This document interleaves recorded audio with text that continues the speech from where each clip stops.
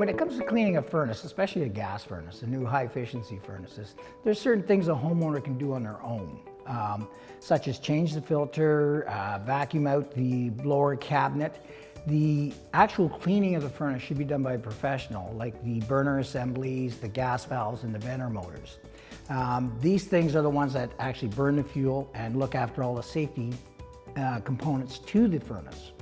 The homeowner should never go inside a furnace to look at these sort of things because if you don't know what you're doing, you can actually damage the safety, which makes a furnace very unsafe to use. Yes, it should be done by somebody certified, insured, and qualified to do the job.